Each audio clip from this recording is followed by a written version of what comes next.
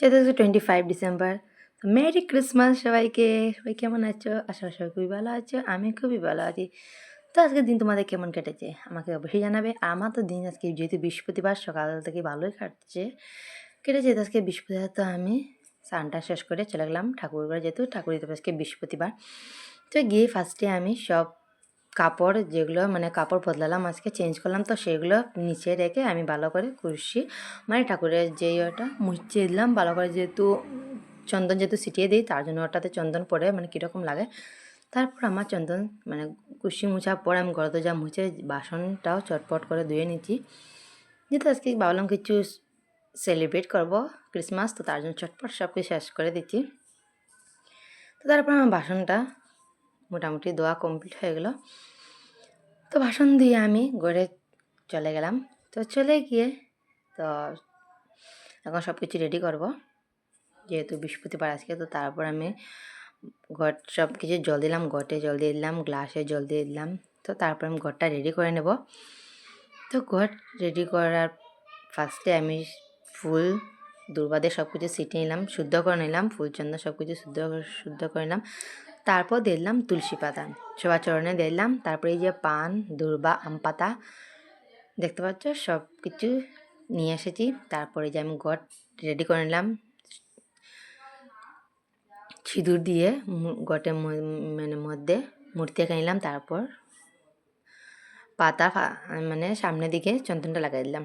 তারপর নিজে একটু চন্দন ফুটে লাগিয়ে দিলাম। তারপর ঘট বসিয়ে দিলাম, যেহেতু কাপড়টা চেঞ্জ করি তার জন্য নারায়ণ ঘট সাইডে রাখতে হয়েছে। তারপর ওই নারায়ণ ঘটটাও বসিয়ে দিলাম সুন্দর করে।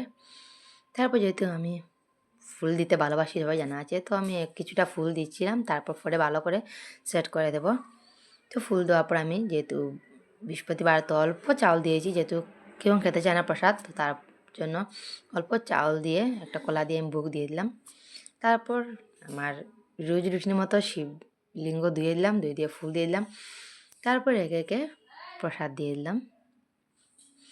প্রসাদ দিয়ে দেওয়ার পর যেহেতু শিবকে আনলাম, তারপর এখন সেই দুজনকে নারায়ণ লক্ষ্মী সহ দুজনকে আমি ভোগ দিয়ে দিলাম। তো তোমাদের আজকে ক্রিসমাস কেমন কেটেছে দিনটা আমাকে অবশ্যই জানাবে।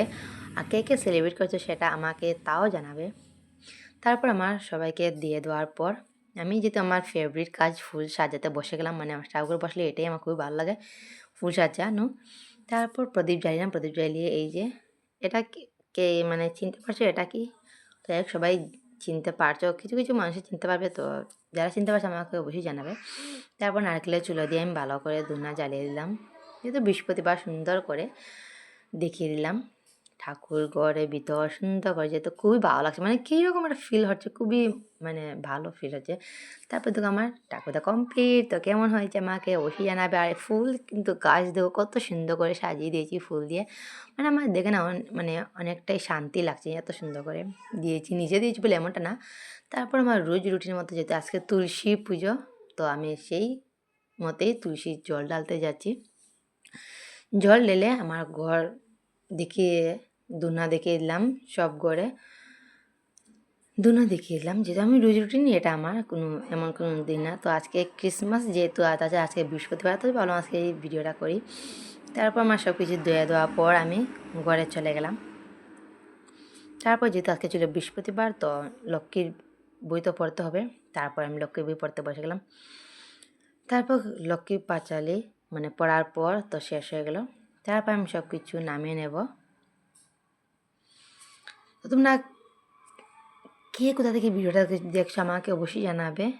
তারপর কিছুক্ষণ দরজা লাগিয়েছিলাম, তো বাইরে গিয়ে আমি বসেছিলাম, যেহেতু ওদেরকে তো খাওয়ার চান্স দিতে হবে, তারা তো খাবে। তো যাই হোক, তোমাদের ভিডিওটা যদি ভালো থাকে অবশ্যই লাইক কমেন্ট করে যাবে আমাকে। তারপর এই যে আমার সব কিছু শেষ হয়ে গেল।